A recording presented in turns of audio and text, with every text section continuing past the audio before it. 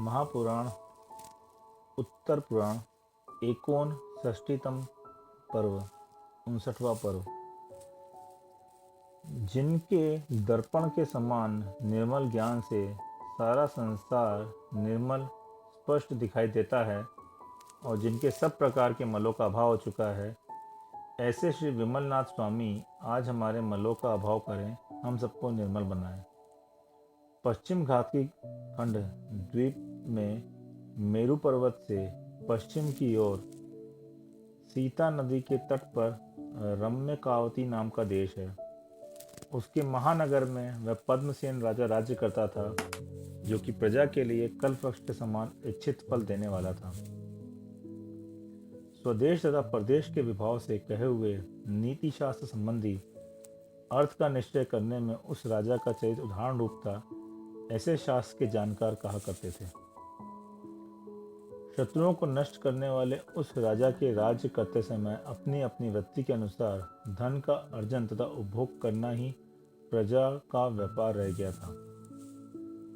वहां की प्रजा न्याय का उल्लंघन नहीं करती थी, राजा प्रजा का उल्लंघन नहीं करता था। धर्म अर्थ काम रूप त्रिवर्ग राजा का उल्लंघन नहीं करता था और त्रिवर्ग परस्पर एक दूसरे का उल्लंघन नहीं करता था। किसी एक दिन राजा पद्मसेन ने प्रीतिंकर वन में स्वर्गगुप्त केवली के समीप धर्म का स्वरूप जाना और उन्हीं से यह भी जाना कि हमारे सिर्फ 2 आगामी भव बाकी रह गए हैं। उसी समय उसने ऐसा उत्सव मनाया मानो मैं तीर्थंकर ही हो गया हूँ और पद्मनाभ पुत्र के लिए राज देकर उत्कृष्ट तप तपना शुरू कर दिया। 11 अंगों का अध्ययन कर उन पर दृढ़ प्रत्यय किया, दर्शन विशुद्धि आदि 16 कारण भावनाओं के द्वारा तीर्थंकर प्रकृति का बंध किया, अन्य पुण्य प्रकृतियों का भी यथा योग्य संचय किया और अंत समय में 4 आराधनाओं की आराधना कर सहस्त्रार्थ नामक स्वर्ग में सहस्त्रार्थ नामक इंद्रपद प्राप्त किया। वहां 18 सागर की उसकी आयु थी। एक धनुष अर्थात 4 हाथ ऊंचा शरीर था। द्रव्य और भाव की अपेक्षा जगन्य शुक्ल लेशा थी। वह 9 माह में एक बार श्वास लेता था। 18,000 वर्ष में एक बार मानसिक आहार ग्रहण करता था। देवांगनाओं का रूप देखकर ही उनकी काम व्यथा शांत हो जाती थी। चतुर्थ पृथ्वी तक उसकी अवधि ज्ञान का विषय था, वहीं तक उसकी दीप्ति आदि फैल सकती थी। वह अणिमा महिमा आदि गुणों से समुन्नत था। स्नेह रूपी अमृत से संपत रहने वाले उसके मुख कमल को देखने से देवांगनाओं का चित्त संतुष्ट हो जाता था। इस प्रकार चिरकाल तक उसने सुखों का अनुभव किया। वह इंद्र जब स्वर्गलोक से तयकर इस पृथ्वीलोक पर आने वाला हुआ, तब इसी भरत क्षेत्र के कांपिल नगर में भगवान ऋषभ देव का वंशज कृतवर्मा नाम का राजा राज्य करता था। जयश्यामा उसकी प्रसिद्ध महादेवी थी। इंद्रादि देवों ने रत्नावृष्टि आदि के द्वारा जयश्यामा की पूजा की। उसने ज्येष्ठ कृष्ण दशमी के दिन रात्रि के पिछले भाग में उत्तर व भाद्र पक्ष नक्षत्र के रहते हुए 16 स्वप्न देखे। उसी समय अपने मुख में कमल में प्रवेश करता हुआ एक हाथी देखा और राजा से इन सब का फल ज्ञात किया। उसी समय अपने आसनों के कंपन से जिन्हें गर्भ कल्याण की सूचना हो गई, ऐसे देवों ने स्वर्ग से आकर प्रथम गर्भ कल्याण किया। जिस प्रकार बढ़ते हुए धन से किसी दरिद्र मनुष्य के हृदय में हर्ष की वृद्धि होने लगती है, उसी प्रकार रानी जयश्यामा के बढ़ते हुए गर्भ से बंधुजनों के हृदय में हर्ष की वृद्धि होने लगी। इस संसार में साधारण से साधारण पुत्र का जन्म भी हर्ष का कारण है, तब जिनके जन्म के पूर्व ही इंद्रलोक नम्रीभूत हो गए हैं, उस पुत्र के जन्म की बात ही क्या कहना है। माघ शुक्ल चतुर्थी के दिन ख ग प्रति के पाठ की अपेक्षा चतुर्दशी के दिन अहिर्बुन योग में रानी जयश्यामा ने 3 ज्ञान के धारी, 3 जगत के स्वामी तथा निर्मल प्रभा के धारक भगवान को जन्म दिया। जन्माभिषेक के बाद सब देवों ने उनका विमल वाहन नाम रखा और सबने स्तुति करी। भगवान वासुपूज्य के तीर्थंकर के तीर्थ के बाद जब 30 सागर वर्ष बीत गए और पल्ले के अंतिम भाग में धर्म का विच्छेद हो गया, तब विमल वाहन भगवान का जन्म हुआ था। उनकी आयु इसी अंतराल में शामिल थी। उनकी आयु 60 लाख वर्ष की थी। शरीर 60 धनुष ऊंचा था। कांति सुवर्ण के समान पवित्र करने वाले अतिशय पुण्यशाली भगवान विमल वाहन की आत्मा 15 लाख प्राण कुमार काल की जाने पर राज्याभिषेक से पवित्र हुई थी। लक्ष्मी उनकी सहचारणी थी। कीर्ति जन्मांतर से साथ आई थी। सरस्वती साथ ही उत्पन्न हुई थी और वीर लक्ष्मी ने उन्हें स्वयं स्वीकृत किया था। उस राजा में जो सत्यादि गुण बढ़ रहे थे वे बड़े बड़े मुनियों के द्वारा भी प्रार्थनीय थे। इससे बढ़कर उनकी और क्या स्तुति हो सकती थी। अत्यंत विशुद्धता के कारण थोड़े ही दिन बाद जिन्हें मोक्ष का अनंत सुख प्राप्त होने वाला है, ऐसे विमल वाहन भगवान के अनंत सुख का वर्णन भला कौन कर सकता है। जब उन्हें केवल ज्ञान प्राप्त हुआ तब समस्त इंद्रों ने उनके चरण कमलों की पूजा की थी, इसलिए वे देवाधिदेव कहलाए थे। लक्ष्मी के अधिपति भगवान विमल वाहन का कुंद पुष्प तथा चंद्रमा के समान निर्मल यश दिशाओं को प्रकाशित कर रहा था और आकाश को काश के पुष्प के समान बना रहा था। इस प्रकार 6 ऋतुओं में उत्पन्न हुए भोगों का उपभोग करते हुए भगवान के 30 लाख वर्ष बीत गए। एक दिन उन्होंने, जिसमें समस्त दिशाएं भूमि, वृक्ष और पर्वत बर्फ से ढक रहे थे, ऐसी हेमंत ऋतु में बर्फ की शोभा को तत्क्षण में विलीन होते देखा, जिससे उन्हें उसी समय संसार के ऐसे वैराग्य उत्पन्न हो गया। उसी समय उन्हें अपने पूर्व जन्म की सारी बातें याद आ गई और मान भंग का विचार कर रोगी के समान अत्यंत खेदखिन्न हुए। वे सोचने लगे कि इन 3 सम्यक ज्ञानों से क्या होने वाला है, क्योंकि इन सभी की भी एक सीमा है। इन सभी का विषय क्षेत्र परिमित है और इस वीर से भी क्या लाभ है जो कि परमोत्कृष्ट अवस्था को प्राप्त नहीं है। क्योंकि प्रत्याख्यानावरण कर्म का उदय है, अतः मेरे चरित्र का लेश भी नहीं है और बहुत प्रकार का मोह तथा परिग्रह विद्यमान है, अतः चारों प्रकार बंध भी विद्यमान है। प्रमाद भी अभी मौजूद है, निर्जरा भी बहुत थोड़ी है। अहो, मोह की बड़ी महिमा है। अब भी मैं इसी संसार की वस्तुओं में मत हो रहा हूँ। मेरा साहस तो देखो, मैं अब तक सर्प के शरीर अथवा फणा के समान भयंकर इन भोगों को भोग रहा हूँ। यह अब भोगोपभोग मुझे पुण्य कर्म के उदय से प्राप्त हुए हैं। तो जब तक इस पुण्य कर्म का अंत नहीं कर देता, जब तक मुझे अनंत सुख कैसे प्राप्त हो सकता है। इस प्रकार निर्मल ज्ञान उत्पन्न होने से विमल वाहन भगवान ने अपने हृदय में विचार किया। उसी समय आए हुए सारस्वत आदि लोकांतिक देवों ने उनका स्तवन किया तथा अन्य देवों ने दीक्षा कल्याण के समय होने वाला अभिषेक का उत्सव किया। तदनंतर देवों के द्वारा घिरे हुए भगवान देवदत्ता नाम की पालकी पर सवार होकर सहेतुक वन में गए और वहां 2 दिन का उपवास का नियम लेकर दीक्षित हो गए। उन्होंने यह दीक्षा माघ शुक्ल चतुर्थी के दिन सायकाल के समय 26वें उत्तरा भाद्रपद नक्षत्र में 1000 राजाओं के साथ ली थी और उसी दिन वे चौथा मना पर यह ज्ञान प्राप्त कर 4 ज्ञान के धारी हो गए थे। दूसरे दिन उन्होंने भोजन के लिए नंदनपुर वन में नगरपुर नगर में प्रवेश किया। वहां सुवर्ण के समान कांति वाले राजा कनक प्रभु ने उन्हें आहार दान देकर पंचाक्षर प्राप्त किए। तो ठीक ही है, क्योंकि पात्र दान से क्या नहीं प्राप्त होता।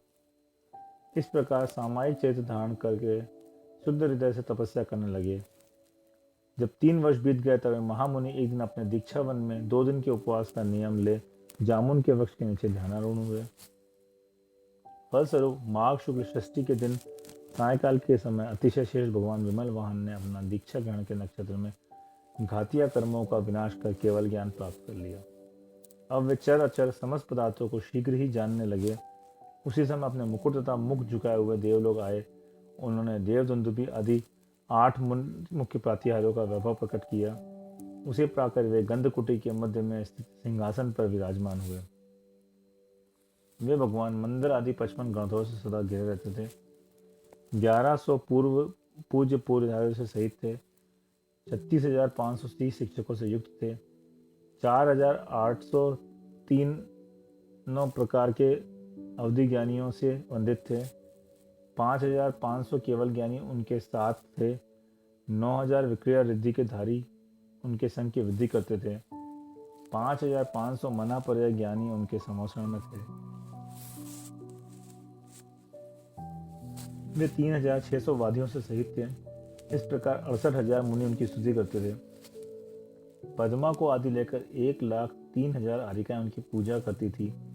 वे 1,00,000 श्रावकों से सहित थे और 4,00,000 श्राविकों से पूजित थे। इनके सिवाय 2 गणों अर्थात असंख्यात देव देवियों और संख्यात तेजस्वियों से सहित थे। इस तरह धर्म क्षेत्रों में उन्होंने निरंतर विहार किया तथा संसार रूपी आतप से मुरझाए हुए भव्य रूपी धान्यों को संतुष्ट किया। अंत में वे सम्मेशिखर पर जा विराजमान हुए और वहां पर उन्होंने 1 माह का योग निरोध किया।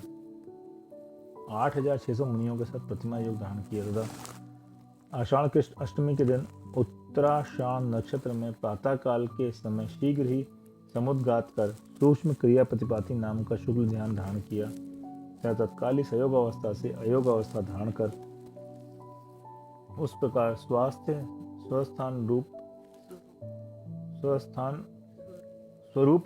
स्वरूप पावस्थान अर्थात मोक्ष प्राप्त किया। जिस प्रकार की कोई रोगी स्वास्थ्य निरोग अवस्था प्राप्त करता है, उसी समय से लेकर वे लोक में आषाढ़ कृष्ण अष्टमी कालाष्टमी के नामक से विद्वानों के द्वारा पूज्य हो गए और इसी निमित्त को पाकर मिथ्या दृष्टि लोग भी उसकी पूजा करने लगे। उसी समय सौधर्म आदि देवों ने आकर उनका अंत्येष्टि संस्कार किया और मुक्त हुए उन भगवान की अर्थपूर्ण सिद्ध स्थितियों से वंदना की। हिंसा आदि पापों से परिणत हुआ यह जीव निरंतर मल का संचय करता रहता है और पुण्य के द्वारा भी इसी संसार में निरंतर विद्यमान रहता है। अतः कहीं अपने गुणों को विशुद्ध बनाना चाहिए, पाप पुण्य से के विकल्प से रहित बनाना चाहिए। आज मैं निर्मल बुद्धि शुद्धोपयोग की भावना को प्राप्त कर अपने उन गुणों को शुद्धि प्राप्त कराता हूँ, पाप पुण्य के विकल्प से दूर हटाकर शुद्ध बनाता हूँ। ऐसा विचार कर कर ही जो शुक्र ध्यान को प्राप्त हुए थे, ऐसे विमल वाहन भगवान अपने सार्थक नाम को धारण करते थे। सम्यक दर्शन और सम्यक ज्ञान ही जिनके 2 दांत हैं, गुण ही जिनका पवित्र शरीर है और 4 आराधनाएं ही जिनके चरण हैं और विशाल धर्मी जिसकी सूंड है, ऐसे सन्मार्ग रूपी हाथी को पाप रूपी शत्रु के प्रति प्रेरित कर भगवान विमल वाहन ने पाप रूपी शत्रु को नष्ट किया। इसी लोग उन्हें विमल वाहन यानस कहते थे। जो पहले शत्रुओं की सेना को नष्ट करने हुए राजा पद्मसेन राजा हुए, फिर देव समूह से पूजने का स्पष्ट रूपों से युक्त अष्टम स्वर्ग के देव हुए और तदंतर विशाल निर्मल कीर्ति के धारक एवं समस्त पृथ्वी के स्वामी विमल वाहन जिनेन्द्र हुए। ये 13वें विमलनाथ तीर्थंकर अच्छी तरह आप लोगों के संतोष के लिए हैं। हे भव्य जीवों, जिन्होंने अपनी अत्यंत निश्चल समाधि के द्वारा समस्त दोषों को नष्ट कर दिया है, जिनका ज्ञान क्रम इंद्रियता मन से रहित है, जिनका शरीर अत्यंत निर्मल है और देव भी जिनकी कीर्ति का गान करते हैं, ऐसे विमल वाहन भगवान को निर्मलता प्राप्त करने के लिए तुम सब बड़ी भक्ति से नमस्कार करो।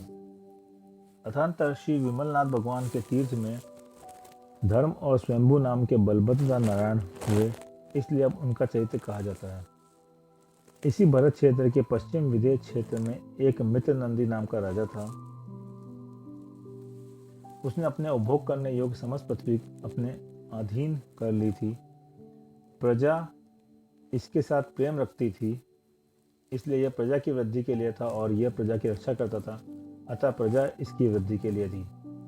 राजा और प्रजा दोनों ही सदा एक दूसरे की वृद्धि करते थे, तो ठीक ही है, क्योंकि परोपकार के भीतर स्वोपकार भी निहित रहता है।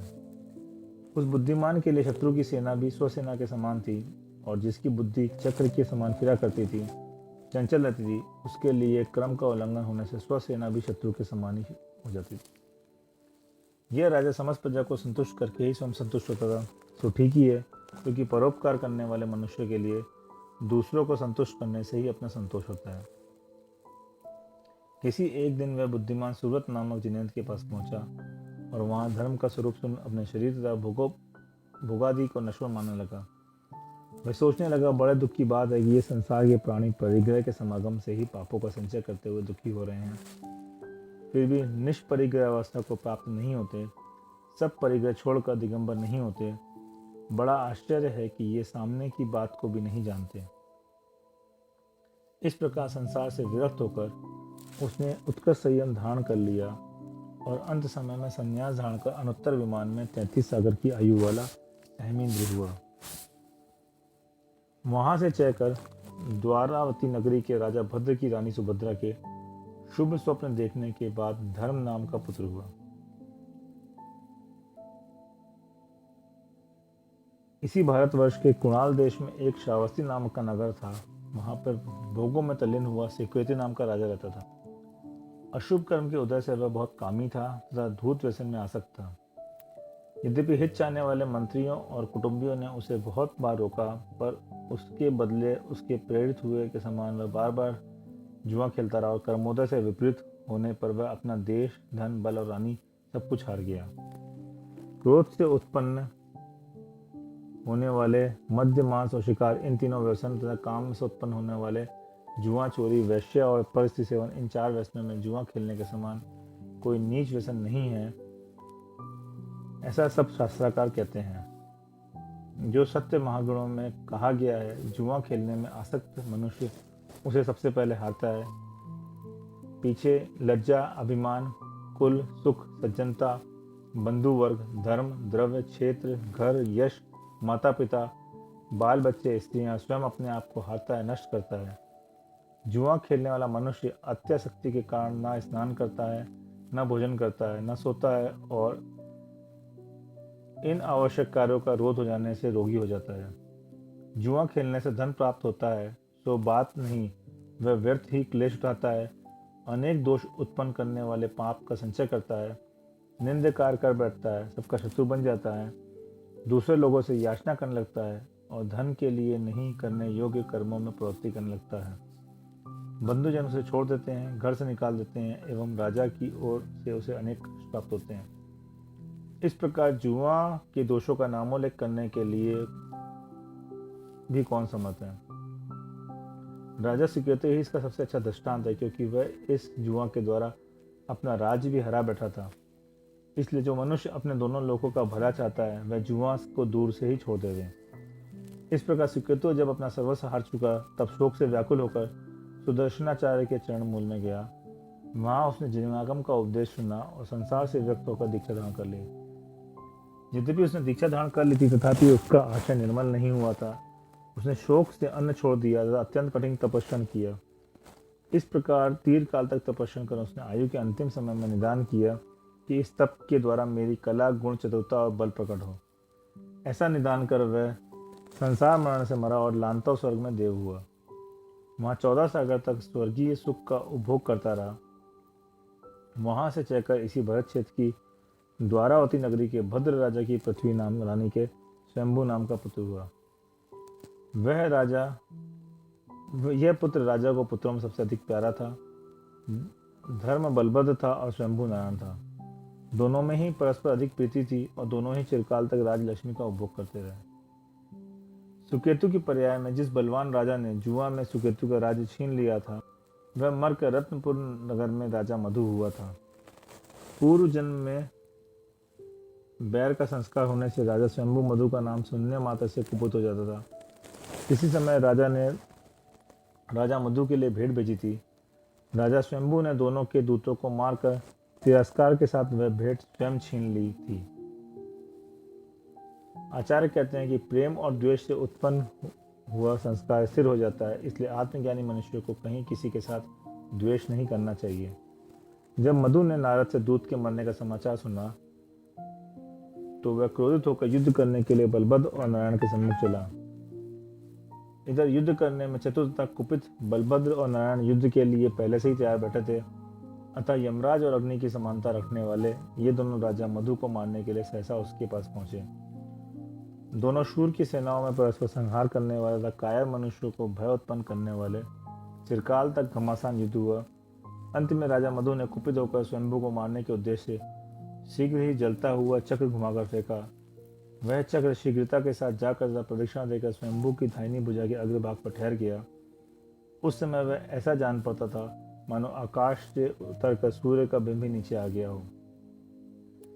उसी समय राजा स्वयंभू ने कुपित होकर वह चक्र शत्रु के प्रति फेंका सो ठीक ही है, क्योंकि पुण्योदय से क्या नहीं होता। उसी समय स्वयंभू नारायण आधे भरत क्षेत्र का राज्य प्राप्त कर इंद्र के समान अपने बड़े भाई के साथ उसका निर्विघ्न उपभोग करने लगा। राजा मधु ने प्राण छोड़कर बहुत भारी पाप का संचय किया, जिससे नरक वायु का बनकर तमस्तक नामक सातवें नरक में गया। और नारायण स्वयंभू भी बैर के संस्कार से उसे खोजने के लिए ही मानो अपने पापोदय से पीछे उसी नरक में प्रविष्ट हुआ। स्वयंभू के वियोग से उत्पन्न हुए शोक के द्वारा जिसका हृदय संतप्त हो रहा है, ऐसा बलभद्र धर्म भी संसार से वियुक्त होकर भगवान विमलनाथ के समीप पहुंचा और सामायिक संयम धारण कर संयमियों में अग्रसर हो गया। उसने निराकुल होकर इतना कठिन तप किया कि मानो शरीर के साथ विद्वेषी ठान रखा हो।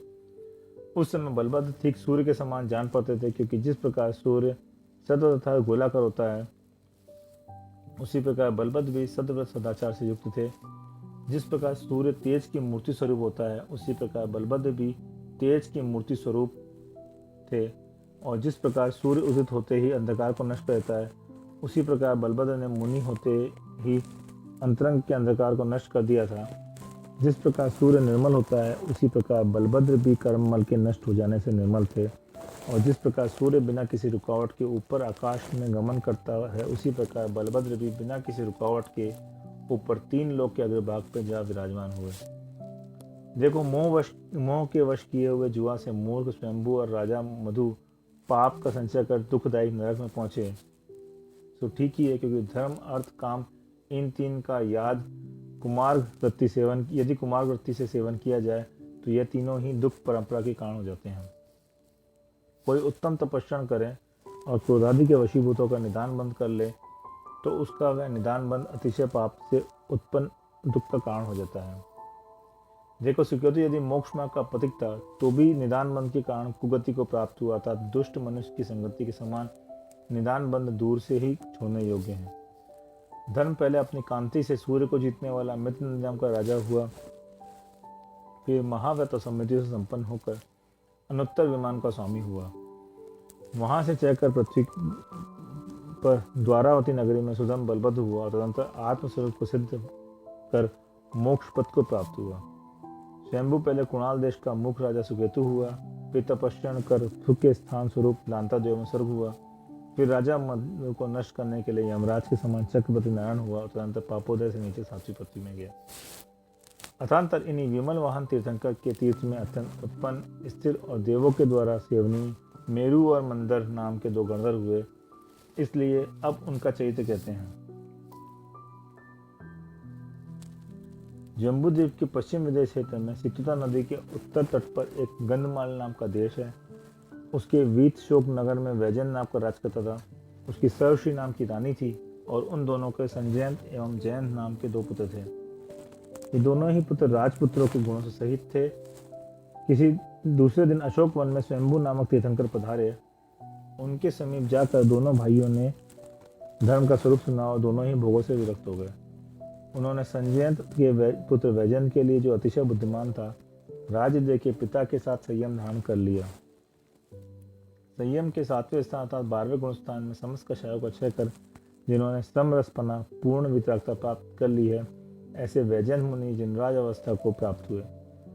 पिता को केवल ज्ञान का उत्सव मनाने के लिए सब देव आए तथा धर्मेंद्र भी आए। धर्मेंद्र के सौंदर्य और बहुत भारी अश्व को देख के जयंत मुनि ने धर्मेंद्र होने का निदान किया। उस निदान के प्रभाव से वह दुर्बुद्धि मरकर धर्मेंद्र हुआ, सो ठीक ही है, क्योंकि वह बहुत मूल्य से अल्प मूल्य की वस्तु खरीदना दुर्लभ नहीं है। किसी एक दिन संजयंत मुनि मनोहर वन के समीपवर्ती भीम नामक वन में प्रतिमा योग धारण कर रहे थे। वहीं से विद्युत नाम का विद्याधर निकला। वह पूर्व वर्ग के बैर से स्मरण से उत्पन्न हुए तीव्र वेग से युद्ध कोष से आगे बढ़ने के समर्थ हो गया था। वह दुष्ट उन मुनिराज को उठा लाया तथा भरत क्षेत्र के ईला नामक पर्वत की दक्षिण दिशा की ओर, जहाँ कुसुमवती, हरवती, सुवर्णवती, गजवंती और चंडवेगा इन नदियों का समागम होता है, वहाँ उन नदियों के अगाध जल में छोड़ाया। इतना ही नहीं, उसने भोले भाले विद्याधरों को निम्नांकित शब्द कहकर उत्तेजित भी किया। वह कहने लगा कि यह कोई बड़े शरीर का धारक, मनुष्य को खाने वाला पापी राक्षस है। यह हम सबको अलग अलग देखकर खाने के लिए चुपचाप खड़ा है। इस निर्दयी सर्वभक्षिता सर्वदेवी देश को हम लोग मिलकर बांध और भाले आदि समूह से मारें। देखो यह भूखा है, भूख से इसका पेट झुका जा रहा है। यदि इसकी उपेक्षा करी तो ये देखते देखते आज रात्रि को ही स्त्रियों, बच्चों तथा पशुओं को खा जाएगा। इसलिए आप लोग मेरे वचनों पर विचार करो, मैं वृथा ही झूठ क्यों बोलूँगा। क्या इसके साथ मेरा द्वेष है? इस प्रकार उसके द्वारा प्रेरित हुए सब विद्याधर मृत्यु से डर गए, और जिस प्रकार किसी विश्वासपात मनुष्य को ठग लोग मान लगते हैं, उसी प्रकार शस्त्रों का समूह लेकर साधु शिरोमणि एवं समाधि में स्थित उन संजय मुनिराज को वे विद्याधर सब ओर से मानने लगे। जयंत मुनिराज भी इस समय उपसर्ग को सह गए। उनका शरीर वज्र के समान सुदृढ़ था। वे पर्वत के समान निश्चल खड़े रहे और शुक्ल ध्यान के प्रभाव से निर्मल ज्ञान के धारी मोक्ष को प्राप्त हो गए। उसी समय चारों निकायों के इंद्र उनकी भक्ति से प्रेरित होकर निर्वाण कल्याण की पूजा करने के लिए आए। सब देवों के साथ पूर्वोक्त धर्मेंद्र भी आया था। अपने बड़े भाई का शरीर देखने से उसे अवधि ज्ञान प्रकट हो गया, जिससे वह बड़ा कुपित हुआ। उसने सब विद्याधरों को नागपाश से बांध लिया। उन विद्याधरों में कोई बुद्धिमान भी थे, अतः उन्होंने प्रार्थना की कि हे देव, इस कार्य में हम लोगों का दोष नहीं है। पापी विद्युत दंष्ट इन्हें विदेश क्षेत्र से उठा लाया, और विद्याधरों को इसने बतलाया कि इनसे तुम सबको बड़ा भय है। ऐसा कहकर इसी दुष्ट ने हम लोगों को से व्यर्थी यह महान उपसर्ग करवाया है। विद्याधरों की प्रार्थना सुनकर धर्मेंद्र ने उन पर क्रोध छोड़ दिया और परिवार सहित विद्युत दंष्ट को समुद्र में गिराने का उद्यम किया। उसी समय वहां एक आदित्य नाम का देव आया, जो कि विद्युत दंष्ट और धर्मेंद्र दोनों के ही गुण लाभ का उस प्रकार हेतु हुआ था, जिस प्रकार की किसी धातु और प्रत्यय के बीच में आया हुआ अनुबंध गुण व्याकरण में प्रसिद्ध संज्ञा विशेष का हेतु होता है। वह कहने लगा कि हे नागराज, यद्यपि इस विद्युत दंष्ट ने अपराध किया है, तथापि मेरे अनुरोध पर इसको क्षमा कीजिए। आप जैसा महापुरुषों का क्षुद्र पशु पर क्रोध कैसा? बहुत पहले आदिनाथ तीर्थंकर के समय में आपके वंश में उत्पन्न हुए धर्मेंद्र के द्वारा विद्याधरों की विद्याएं देकर इसके वंश की रचना की गई थी। लोक में यह बात बालक तक जानते हैं, फिर अन्य वृक्ष की बात जाने दो। विश्व वृक्ष को भी स्वयं बढ़ाकर स्वयं काटना उचित नहीं है। फिर हे नागराज, आप क्या यह बात नहीं जानते? जब आदित्य नाग का यह कह चुका, तब नागराज धर्मेंद्र ने उत्तर दिया, इस दुष्ट ने मेरे तपस्वी बड़े भाई को अकारण ही मारा है, अतः यह मेरे द्वारा अवश्य मारा जाएगा। इस विषय में आप मेरी इच्छा को नहीं रोक सकते। यह सुनकर बुद्धिमान देव ने कहा, आप प्रथा ही वैध धारण कर रहे हैं। संसार में क्या यही तुम्हारा भाई है? और संसार में भ्रमण करता हुआ क्या विद्युत दृष्टि क्या आज तुम्हारा भाई नहीं हुआ? इस संसार में कौन बंधु है, कौन बंधु नहीं है? बंधुता और अबंधुता दोनों ही परिवर्तनशील है। आज जो बंधु है वह कल अबंधु हो सकता है, जो आज अबंधु है वह कल बंधु हो सकता है। अतः इस विषय में विद्वानों का आग्रह क्यों नहीं होना चाहिए? पूर्व जन्म में अपराध करने पर तुम्हारे भाई ने संजय के विद्युत दृष्टि के जीव को दंड दिया था, और आज इसी पूर्व भाव में उसे वह बात याद आ गई, अतः इसने मुनि का अपमान किया है। इस पापी ने तुम्हारे बड़े भाई को पिछले जन्म 4 जन्मों में महावैर के संस्कार से परलोक भेजा है, मारा है। इस जन्म में तो मैं इस विद्याधर को इन मुनिराज का उपकार करने वाला मानता हूँ, क्योंकि इनके द्वारा किए हुए उपसर्ग को सहन करी वे मुक्ति को प्राप्त हुए हैं। हे भद्र, इस कल्याण करने वाले मोक्ष का कारण को जाने दीजिए। आप यह कहिए कि पूर्व जन्म में किए हुए अपकार का क्या प्रतिकार हो सकता है? यह सुनकर धर्मेंद्र ने उत्सुक होकर आदित्यनाथ से कहा कि वह कथा किस प्रकार है, आप मुझसे कहिए। वह देव कहने लगा कि हे बुद्धिमान, इस विद्युत दृष्टि पर बैठ छोड़कर शुद्ध हृदय से सुनो। मैं वह सब कथा विस्तार से साफ साफ कहता हूँ। इसी जम्बूद्वीप के भरत क्षेत्र में सिंहपुर नगर का स्वामी राजा सिंहसेन था। उसकी रामदत्ता नाम की पत्नीव्रता स्त्री थी। उस राजा का शिवभूति नाम का मंत्री था। वह स्मृति तथा पुराण आदि शास्त्रों को जानने वाला था। उत्तम ब्राह्मण था और अपने आप को सत्यघोष कहता था।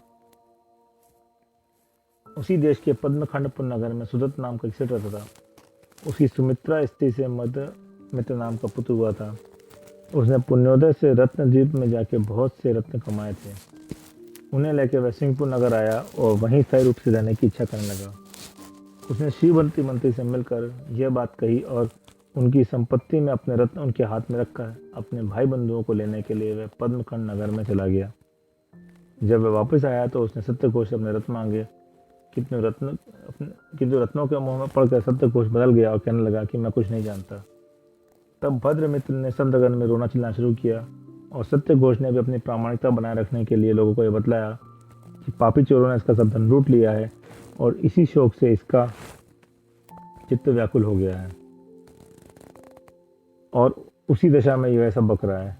सदाचार से दूर रहने वाले सत्यघोष ने अपनी शुद्धता प्रकट करने के लिए राजा के समक्ष धर्माधिकारियों न्यायाधीशों के द्वारा बतलाई हुई शपथ खाई। भद्रमित्र यद्यपि अनाथ रह गया था तो भी उसने अपना रोना नहीं छोड़ा और बार बार ये कहता था कि इस पापी विजाति ब्राह्मण ने मुझे ठग लिया है। हे सत्यघोष, मैंने तुझे चारों तरह से शुद्ध जाति आदि गुणों से युक्त मंत्रियों के उत्तम गुणों से विभूषित तो सचमुच ही सत्यघोष समझा था, इसीलिए मैंने अपना रत्नों का पिटारा तेरे हाथ में सौंप दिया था। अब इस तरह तू क्यों बदल रहा है? इस बदलने का क्या कारण है और यह सब करना क्या ठीक है? महाराज पद सिद्धसेन ने प्रसाद से तेरे क्या नहीं है? छत्र और सिंहासन को छोड़कर यह सारा राज्य तेरा ही तो है। फिर धर्म, यश और बड़प्पन को व्यर्थ ही क्यों नष्ट कर रहा है? क्या तू स्मृतियों में कहे हुए न्यासापहार के दोष को नहीं जानता? तूने जो निरंतर अर्थशास्त्र का अध्ययन किया है, क्या उसका यही फल है कि तू सदा दूसरों को ठगता है और दूसरों के द्वारा सम नहीं ठगाया जाता? अथवा तू पर शब्द का अर्थ विपरीत समझता है, पर का अर्थ दूसरा ना लेकर शत्रु लेता है? हे सत्यघोष, क्या सचमुच ही मैं तुम्हारा शत्रु हूँ? सद्भावना से पास आए मनुष्यों को ठगने में क्या चतुराई है? गोद आकर सोए हुए को मारने वाले पुरुषार्थ का क्या पुरुषार्थ है? हे श्रीभूति, तू महामोह रूप पिशाची से ग्रस्त हो रहा है और तू अपने भावी जीवन को नष्ट मत कर। मेरे रत्नों का पिटारा मुझे दे दे। मेरे रत्न ऐसे हैं, इतने बड़े हैं और उनकी यह जाति है कि यह सब तू जानता है, फिर क्यों इस तरह उन्हें छिपाता है? इस प्रकार वह भद्र मित्र प्रतिदिन प्रातःकाल के समय किसी वृक्ष पर चढ़कर बार बार रोता था। तो ठीक ही है, क्योंकि धीर वीर मनुष्य कठिन कार्य में भी उद्यम नहीं छोड़ते। बार बार उसका एक सा रोना छोड़कर एक दिन रानी के मन में विचार आया कि चूंकि यह सदा एक ही सदृश प्रकट करता है, अतः यह उन्मत्त नहीं है, ऐसा समझ पड़ता है। रानी ने यह विचार राजा से प्रकट किया और मंत्री के साथ जुआ खेलकर उसका यज्ञोपवीतता उसकी नाम की अंगूठी जीत ली। तदनंतर उसके निपुणमती नाम की धाय के हाथ में दोनों चीजें देकर उसे एकांत में समझाया कि तू श्रीभूति मंत्री के घर जा और इसकी स्त्री से कह दे कि मुझे मंत्री ने भेजा है, तू मेरे लिए भद्रमित्र का पिटारा दे दे। पहचान के लिए उसने दोनों यह चीजें भेजी हैं। इस प्रकार झूठ मूठी कहकर तू यह रत्नों का पिटारा ले आ। इस तरह सिखलाकर रानी रामदत्ता ने धाय भेजकर मंत्री के घर से वह रत्नों का पिटारा बुलवा लिया। राजा ने उस पिटारे में और दूसरे रत्न डालकर भद्रमित्र को स्वयं एकांत में बुलाया और कहा कि यह पिटारा तुम्हारा है? राजा के ऐसा कहने पर भद्रमित्र देव ने कहा कि देव, यह पिटारा तो हमारा है, परंतु इसमें कुछ दूसरे अमूल्य रत्न मिला दिए गए हैं। इनमें ये रत्न मेरे नहीं हैं और ये मेरे हैं। यह इस तरह यह कहकर सच बोलने वाले शुद्ध बुद्धि के धारक तथा सज्जनों में श्रेष्ठ भद्रमित्र ने अपने ही रत्न ले लिए। यह जानकर राजा बहुत ही संतुष्ट हुआ और उन्होंने भद्रमित्र के लिए सत्यघोष के नाम से अत्यंत उत्कृष्ट सेठ का पद दे दिया। भद्रमित्र को राजश्रेष्ठी बना दिया और उसका सत्यघोष उपनाम रख दिया। सत्यघोष मंत्री झूठ बोलने वाला है, पापी है तथा इसने बहुत पाप किए हैं, इसलिए इसे दंडित किया जाए। इस प्रकार धर्माधिकारियों के कहे हुए अनुसार राजा ने उसे दंड दिए जाने की अनुमति दे दी। इस प्रकार राजा के द्वारा प्रेरित हुए नगर के रक्षकों ने श्रीभूति मंत्री के लिए 3 दंड निश्चित किए। इसका सब छीन लिया जाए, वज्रमुष्टि पहलवान के मजबूत 3 घूंसे दिए जाएं और कांसे की 3 थालों से रखा हुआ नया गोबर खिलाया जाए। इस प्रकार नगर के रक्षकों ने उसे तीनों प्रकार के दंड से दंडित किया। श्रीभूति राजा के साथ बैर बांधकर आर्द्र ध्यान से दूषित होता हुआ मरा और मर के राजा के भंडार में अगंदन नाम का सांप हुआ। अन्याय से दूसरों का धन लेना चोरी कहलाता है। वह 2 प्रकार की मानी गई है, एक जो स्वभाव से होती है और दूसरी किसी निमित्त से। जो चोरी स्वभाव से होती है वह जन्म से ही लोभ कषाय के निकृष्ट स्पर्धकों का उदय होने से होती है। जिस मनुष्य के नैसर्गिक चोरी करने की आदत होती है, उसके घर में करोड़ों का धन रहते हुए भी करोड़ों की आय व्यय होने पर भी चोरी के बिना संतोष नहीं होता। जिस प्रकार सबको क्षुधा आदि की व्याधा होती है, उसी प्रकार उसे चोरी का भाव होता है। जब घर में स्त्री पुत्री आदि का खर्च अधिक होता है और घर में धन का अभाव होता है, तब दूसरी तरह की चोरी करनी पड़ती है, वह भी लोभ कषाय अथवा किसी अन्य दुष्कर्म के वजह से होती है। यह जीव दोनों प्रकार की चोरियों से अशुभ आयु का बंध करता है और अपनी दुष्ट चेष्टा से दुर्गति में चिरकाल तक भारी दुख सहन करता है। चोरी करने वाले की सज्जनता नष्ट हो जाती है, धनादि के विषय में उसका विश्वास चला जाता है और मित्र तथा भाई बंधुओं के साथ उसके प्राणांत विपत्ति उठानी पड़ती है। जिस प्रकार दावानल से छुई लता शीघ्र नष्ट हो जाती है, उसी प्रकार गुण रूपी फूलों से गुथी हुई कीर्ति रूपी ताजी माला चोरी से शीघ्र नष्ट हो जाती है। यह सब जानते हुए भी मूर्ख सत्यघोष ने पहले अपनी नैसर्गिक चोरी के द्वारा साहस कर डाला। इस चोरी के कारण ही वह शीघ्र मंत्री पद से शीघ्र भ्रष्ट कर दिया। उसे पूर्वोक्त कठिन 3 दंड भोगने पड़े और बड़े भारी पाप से बंधी हुई दुर्गति में जाना पड़ गया। इस प्रकार अपने हृदय से मंत्री के दुराचार का चिंतन करते हुए राजा सिंह सेन ने उसका मंत्री पद धर्मिल नामक ब्राह्मण के लिए दे दिया। इस प्रकार समय व्यतीत हो जाने पर किसी दिन असना नाम के वन में विमल कांतार नाम के पर्वत पर विराजमान वर्धम नाम के मुनिराज के पास जाकर सेठ भद्रमित्र ने धर्म का स्वरूप सुना और अपना बहुत सा धन दान में दे दिया। उसकी माता सुमित्रा इनके इतने दान को सह न सकी, अतः अत्यंत क्रुद्ध हुई और अंत में मरकर उसी असन्ना नाम के वन में व्याघ्री हुई। एक दिन भद्रमित्र अपनी इच्छा से असना वन में गया और उसे देख कर दुष्ट अभिप्राय वाली व्याघ्री ने उस अपने ही पुत्र को खा लिया तो ठीक ही है, क्योंकि क्रोध से जीवों का भक्ष नहीं हो जाता। वह भद्रमित्र मरकर स्नेह के कारण रानी रामदत्ता के शेखचंद नाम का पुत्र हुआ और पूर्णचंद उसका छोटा भाई हुआ। ये दोनों ही पुत्र राजा को अत्यंत प्रिय थे। किसी समय राजा सिंह सेन अपना भंडार देखने के लिए गया और वहां सत्यघोष के जीव अगंदन नाम के सेवक ने उसका स्वकीय क्रोध से ढस लिया। उस गणदत्त नामक गारुणी ने मंत्र से सब सर्पों को बुलाकर कहा कि तुम लोगों में जो निर्दोष हो वह अग्नि में प्रवेश कर बाहर निकलो और शुद्धता को प्राप्त कर, अंतः प्रवृत्ति करने पर मैं दंडित करूंगा। इस प्रकार कहने पर अंगबंध को छोड़कर बाकी सब सर्प उस अग्नि से क्लेश के बिना ही बाहर निकल आए, जिस तरह की मानो किसी जलाशय से ही बाहर निकल आए हों। परंतु अंगबंध क्रोध से मान से भरा था, उस अग्नि में जल गया और मरकर कालक वन में लोभ से चमरी जाति का मृग हुआ। राजा सिंह सेन भी आयु के अंत में मरकर सल्लग की वन में अश्निघोष नाम का मदोन्मत्त हाथी हुआ। इधर सिंह सेन राजा हुआ और पूर्णचंद युवराज बना। राजलक्ष्मी का उपभोग करते हुए उन दोनों का बहुत भारी समय एक क्षण के समान बीत गया। एक दिन जब राजा सिंह सेन की मृत्यु का समाचार सुनने से दांतमणि और हिरणमणि नाम का संयम धारण करने वाली आरिकाएं रानी रामदत्ता के पास आई, रामदत्ता भी उन दोनों के समीप संयम धारण कर लिया। इस शोक से राजा सिंह चंद्र पूर्णचंद नामक मुनिराज के पास गया और धर्मोपदेश का यह विचार करने लगा, यदि यह मनुष्य जन्म व्यर्थ ही चला जाता है तो इसमें उत्पत्ति किस प्रकार हो सकती है, और इसमें उत्पत्ति होने की आशा रखना भ्रम मात्र है अथवा नाना योनियों में भटकना ही बाकी रह जाता है। इस प्रकार विचार कर उसने छोटे भाई पूर्णचंद को राज्य में नियुक्त किया और स्वयं दीक्षा धारण कर ली। वह प्रमाद को छोड़कर विशुद्ध होता हुआ संयम के द्वितीय गुण स्थान अथवा अप्रमत्त विरत नामक सप्तम गुण स्थान को प्राप्त हुआ। तप के प्रभाव से उसने आकाश चारण रिद्धि तथा मन पर ज्ञान प्राप्त हुआ। किसी समय रामदत्ता सिंहचंद मुनि को देख के बहुत ही हर्षित हुई। उसने मनोहर वन नामक के उद्यान में विधि पूर्वक उनकी वंदना की, तप के निर्विघ्न होने का समाचार पूछा और अंत में पुत्र स्नेह के कारण यह पूछा कि पूर्णचंद धर्म को छोड़कर भोगों का आदर कर रहा है, वह कभी धर्म को प्राप्त होगा या नहीं। सिंहचंद मुनि ने उत्तर दिया, खेद मत करो, वह अवश्य तुमसे अथवा तुम्हारे ग्रंथ को ग्रहण करेगा। मैं इसके अन्य भाव से संबंध रखने वाली कथा कहता हूँ, तो सुनो। कौशल देव में वृद्ध नामक ग्राम में एक मृगायण नाम का ब्राह्मण रहता था। उसकी स्त्री का नाम मधुरा था। उन दोनों के वारुणी नाम की पुत्री थी। मृगाण आयु के अंत में मरकर साकेत नगर में राजा दिव्यबल और उसकी रानी सुमति के हिरणवनी नाम की पुत्री हुई। वह सती हिरण्यवती पोदनपुर नगर के राजा पूर्णचंद्र के लिए दी ब्याही गई।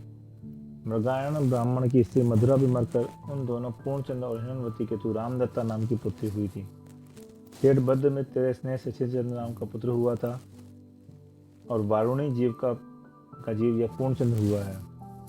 तुम्हारे पिता ने भद्रभाव से दीक्षा ली थी और उनसे मैंने दीक्षा ली थी। इस प्रकार तुम्हारे पिता हम दोनों के गुरु हुए। तेरी माता ने दांतमती के समीप दीक्षा धारण की थी और फिर हिरणवती माता से तुमने दीक्षा धारण की है। आज तुझे सब प्रकार की शांति है। राजा सिंह सेन को सांप ने डस के लिया था, जिससे मरकर वह अश्निवोग नाम का हाथी हुआ है। एक दिन वह मदोन्मत्त हाथी वन में घूम रहा था, वहीं मैं था। मुझे देखकर वह मारने की इच्छा से दौड़ा और मुझे आकाश आनंदी थी, अतः मैंने आकाश में स्थित होकर पूर्व भौम का संबंध बताकर उसे समझाया। वह ठीक ठीक सब समझ गया, जिसने उसने भव्य ने शीघ्र ही संयम देश धारण कर लिया। अब उसका चित्त बिल्कुल शांत है।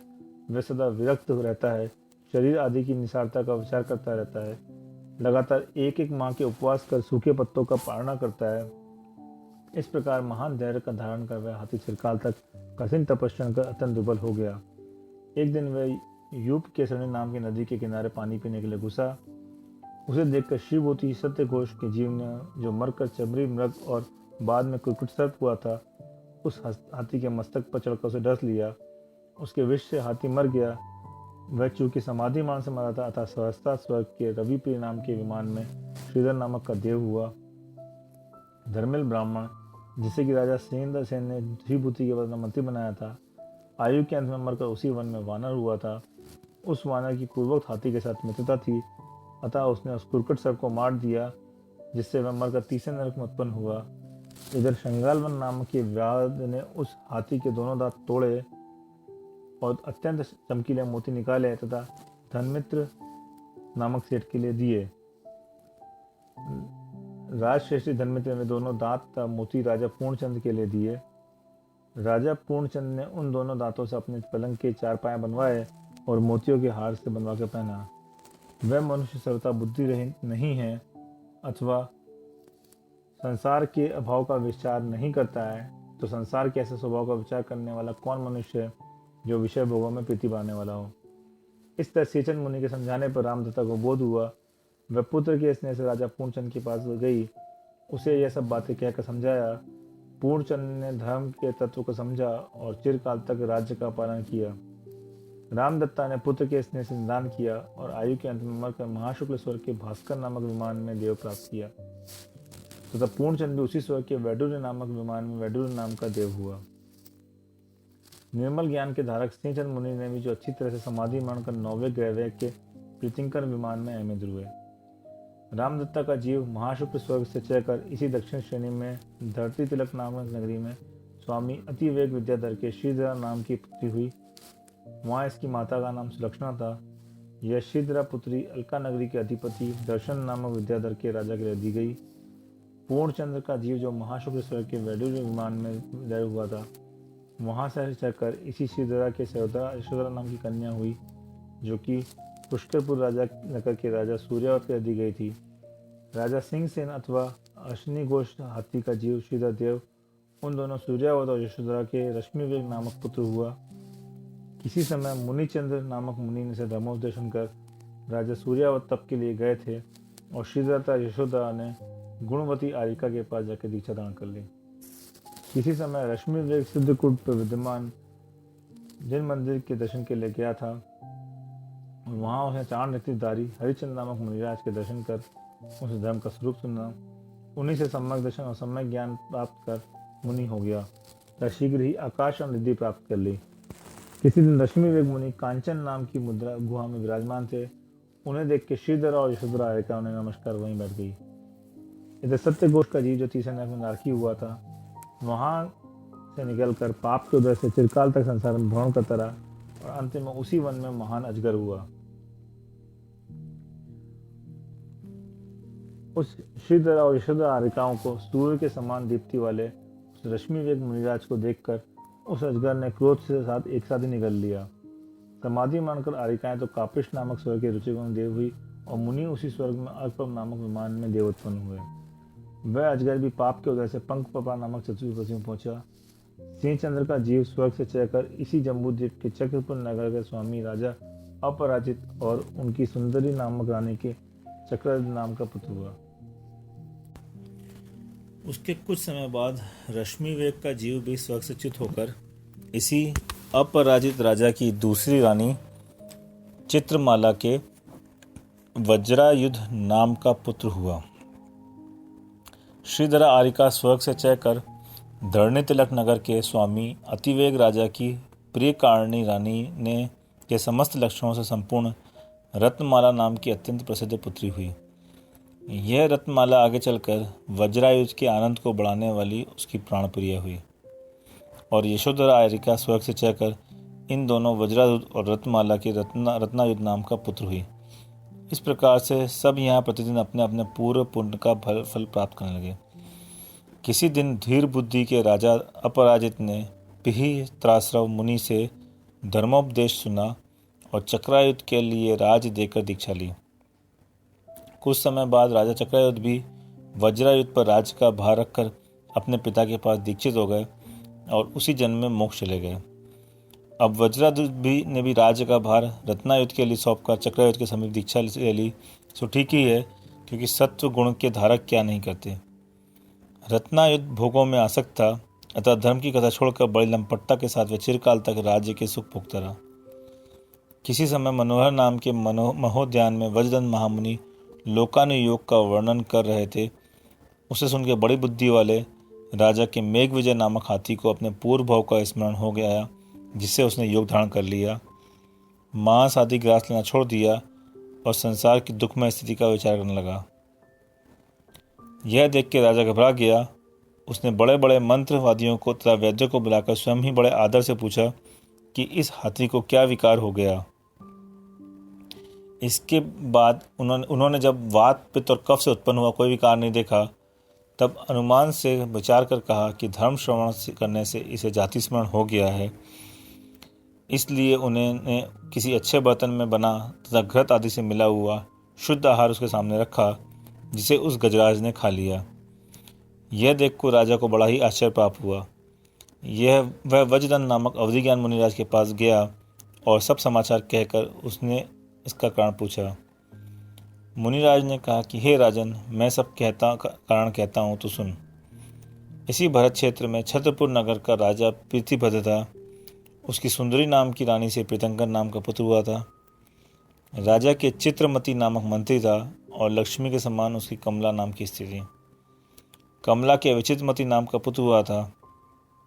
एक दिन राजा और मंत्री दोनों के पुत्रों ने धर्मरुचि नाम के मुनिराज से धर्म का उपदेश सुना और उसी समय भोगों से उदास होकर दोनों ने तप धारण कर लिया। महामुनि प्रीतिंकर को क्षीरास्रव नाम की रिद्धि उत्पन्न हो गई। एक दिन वे दोनों मुनि क्रम से विहार करते हुए साकेत नगर पहुँचे।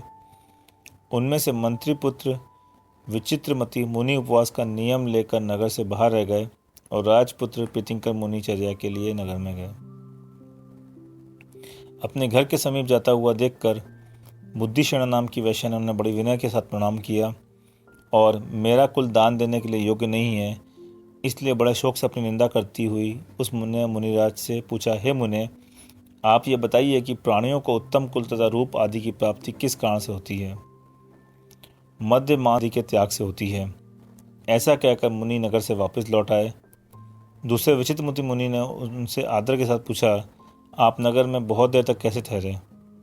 उन्होंने भी जो वेश्या के साथ बात हुई थी वह जो का तो निवेदन कर दी। दूसरे दिन मंत्री पुत्री विचित्रमती मुनि ने भिक्षा के समय वेश्या के घर में प्रवेश किया।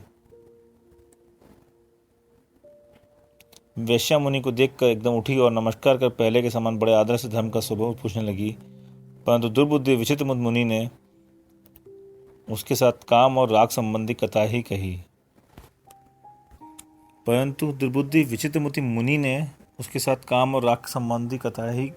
कही। वैश्या उनके अभिप्राय को समझ गई, अतः उसने उनका तिरस्कार किया। विचित्रमती वैश्या के अपमान को पाकर बहुत ही क्रुद्ध हुआ। उसने मुनिपना छोड़ दिया और राजा की नौकरी कर ली। वहाँ पाकशास्त्र में कहे अनुसार बनाए हुए मांस से उसने उस नगरी के स्वामी राजा गंधर्व को अपने वश कर लिया और इस उपाय से उसने बुद्धिशरणों को अपने अधीन कर लिया। अंत में वह विचित्रमती मरकर तुम्हारा हाथी हुआ है। मैं यहाँ त्रिलोक प्रज्ञप्ति का पाठ कर रहा था, उसे सुनकर इसे जाति स्मरण हुआ है। अब यह संसार से विरक्त है, निकट भव्य है और इसलिए उसने अशुद्ध भोजन करना छोड़ दिया है। भोग के लिए धर्म का त्याग करना ऐसा है जैसा कि कांच के लिए महामणि का और दासी के लिए माता का त्याग करना है। इसलिए विद्वानों को चाहिए कि वे भोगों का सदा त्याग करें। यह सुनकर राजा कहने लगा कि धर्म को दूषित करने वाले काम को धिक्कार है। वास्तव में धर्म ही परम मित्र है, ऐसा कहकर वह धर्म में तत्पर हो गया। उसने उसी समय अपना राज्य पुत्र के लिए दे दिया और माता के साथ संयम धारण कर लिया। तपस्या कर मरा और आयु के अंत में 16वें स्वर्ग में देव हुआ। सत्यघोष का जीव जो पंख प्रभा नामक चौथे नरक में गया था, वहां से निकलकर चिरकाल तक नाना योगियों में भ्रमण करता हुआ अनेक दुख भोगता रहा। एक बार वह पूर्वकृत प्राप के उदय से इसी छत्रपुर नगर में दारुण नाम की व्यात की मंगी नामक स्त्री से अति दारुण नाम का पुत्र हुआ। किसी एक दिन प्रियंखंड नाम के वन में वज्र मुनि ने प्रतिमा योग धारण कर विराजमान थे। उन्हें उस दुष्ट भील के लड़के ने परलोक भेज दिया, मार डाला। तीक्ष्ण बुद्धि के धारक वे मुनि व्यात के द्वारा किया हुआ तीव्र उपसव सहकर धर्म ध्यान से सर्वार्थ सिद्धि को प्राप्त हुए और अति दारुण नाम का व्याध मुनि हत्या के पाप से 7वें नरक में उत्पन्न हुआ। पूर्व घाती खंड के पश्चिम विदेश क्षेत्र में गंदिल नाम का देश है। उसमें अयोध्या नगर में राजा अरदास रहते थे। उनकी सुख देने वाली सुव्रता नाम की स्त्री थी। रत्नमाला का जीव उन दोनों के वीत भय नाम का पुत्र हुआ और उसी राजा की दूसरी रानी जिनदत्ता के रत्नायुध का जीव विभूषण नाम का पुत्र हुआ। वे दोनों ही पुत्र बलभद्र और नारायण थे और दीर्घ काल तक विवाह किए बिना ही राजलक्ष्मी का यथावत उपयोग करते रहे। अंत में नारायण तो नरक आयु का बंध कर शक्ति बन गए और बलभद्र अंतिम समय में दीक्षा लेकर लांता स्वर्ग में उत्पन्न हुआ। और मैं वही आदित्य नाम का देव हूँ। मेरे स्नेहवश दूसरे नरक में जाकर वहाँ रहने वाले विभूषण को संबोधा था। वह प्रतिबोध को प्राप्त हुआ और वहां से निकलकर इसी जम्बूदेव के ऐरावत क्षेत्र की अयोध्या नगरी के राजा शिववर्मा की सुसीमा देवी के श्रीधर्मा नाम का पुत्र हुआ और वयस्क होने पर अनंत नामक मुनिराज से संयम ग्रहण कर ब्रह्म स्वर्ग में 8 दिव्य गुणों से विभूषित हुआ। वज्रायुध का जीव जो सर्वार्थ सिद्धि में अहमिंद्र हुआ था, वहां से आकर संजयंत हुआ। श्रीधर्मा का जीव ब्रह्म स्वर्ग से आकर तू जयंत हुआ था और निदान बांधकर मोह कर्म से उदय से धरणीन्द्र हुआ। सत्यघोष का जीव 7वीं पृथ्वी से निकलकर जगन आयु का धारक सांप हुआ और फिर तीसरे नरक में गया और वहां से निकलकर त्रस स्थावर रूप तिर्यंश गति में भ्रमण करता रहा। एक बार भूत रमण नामक वन में मध्य में ऐरावत नदी के किनारे गोशंग नामक तापस की संगिका नामक स्त्री के मृगशंग नाम का पुत्र हुआ। वह विरक्त होकर पंचाग्नि तप कर रहा था। इतने में वहां से दिव्य तिलक नगर का राजा अंशुमाल नाम का विद्याधर निकला। उसे देखकर उस मूर्ख ने निदान बंद किया। अंत में वह मरकर इसी भयक्षेत्र के विजयात पर्वत की उत्तर श्रेणी संबंधी गगनवल्लभ नगर के राजा वज्रदष्ट विद्याधर की विद्युत प्रभा रानी के विद्युत दृष्ट नाम का पुत्र हुआ। इसने पूर्व बैर के संस्कार से कर्म बंध कर चिरकाल तक दुख पाए और आगे भी पावेगा। इस प्रकार कर्म के वश होकर यह जीव परिवर्तन करता रहता है।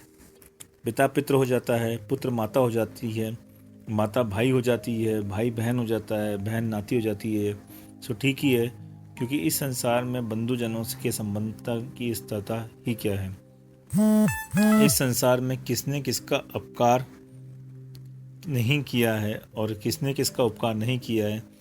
इसलिए बैर बांधकर पाप का बंध मत करो। हे नागराज, हे दंडेन्द्र, बैर छोड़ो और विद्युत दृष्ट को भी छोड़ दो। इस प्रकार उस देव के वचन रूप अमृत की वर्षा से धर्मेंद्र बहुत ही संतुष्ट हुआ।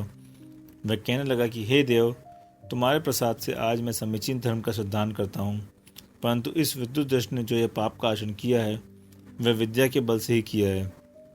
इसलिए मैं इसके तथा इसके वंश की महाविद्या को छीन लेता हूँ।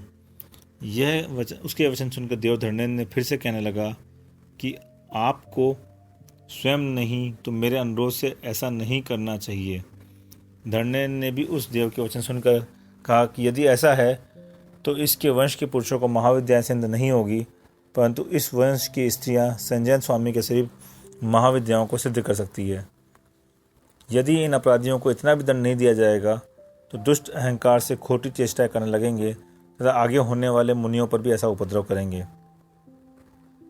इस घटना से इस पर्वत पर के विद्यमान विद्याधर अत्यंत लज्जित हुए थे, इसलिए इसका नाम हिमान पर्वत है।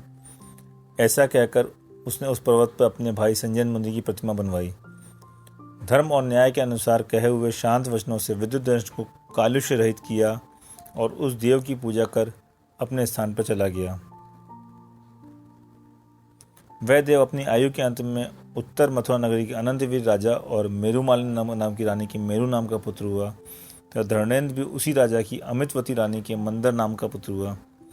ये दोनों ही भाई शुक्र और बृहस्पति के समान थे तथा अत्यंत निकट भव्य थे, इसलिए विमल वाहन भगवान के पास जाकर उन्होंने अपने पूर्व भाव के संबंध सुने एवं दीक्षा लेकर उनके गणधर हो गए। अब यहाँ इनमें से प्रत्येक का नाम लेके उनकी गति और भावों के समूह का वर्णन करता हूँ। सिंह सेन का जीव अश्नि घोष हाथी हुआ, फिर श्रीधर देव, रश्मि वेग, अर्कप्रभ देव, महाराज वज्रयुध सर्वासिद्धि में देवेंद्र और वहां से चलकर संजयंत केवली हुआ। इस प्रकार सिंह सेन ने 8 भाव में मोक्षपद पाया। मधुरा का जीव रामदत्ता, भास्कर देव, श्रीधरा देव, रत्नमाला, अच्युत देव, वीतभय और आदित्य प्रभ देवों के विमल मोहन भगवान का मेरु नाम का गणधर हुआ और 7 रिद्धियों से युक्त होकर उसी भाव से मोक्ष प्राप्त हुआ।